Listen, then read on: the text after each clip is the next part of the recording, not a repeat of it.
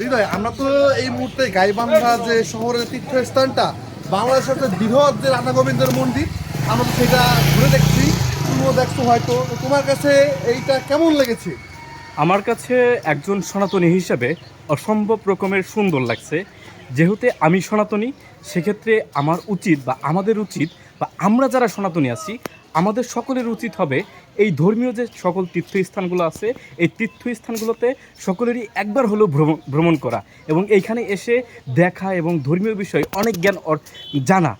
এবং এইখানে আসলে পরে কিন্তু আপনাদের মন প্রাণ সব কিছু মানে শীতল হয়ে যাবে নাকি আমার সাথে কি হ্যাঁ, আমি তোদের সাথে একটা যোগ করি যে তীর্থস্থান মানেই কিন্তু পবিত্র একটা জিনিস রয়েছে। আমরা যে ছোট বর্ণ ধর্ম প্রত্যেকটা মানুষ আমরা দেখেছি যে সকাল থেকেই তারা ভিড় করতেছে। তীর্থস্থানে আসলে মানুষের মনের মধ্যে যে একটা জাগ্রত বা চেতনা, সেটা কিন্তু হৃদয় পরিষ্কার হয়ে যায় একবার। তুমি একদম একদম একদম এটা বলার কোনো অপেক্ষায় রাখে না যে আপনি যখন কোনো ধর্মীয় তীর্থস্থানে আসবেন, সেটা আপনি যে ধর্মেরই হোক না কেন, আপনি সনাতন হোক বা যে কোনো বিভিন্ন ধর্মের আছে, আপনি আপনার ধর্মীয় প্রতিষ্ঠানে যান বা ধর্মীয় যে কোনো তীর্থস্থানে যান, দেখবেন যে আপনার মনটা একদম শীতল হয়ে গেছে। ধন্যবাদ। আমি সবাইকে বলবো এই মন্দির আপনারা সবাই আসুন, আপনারা দেখুন, আপনারা জানুন।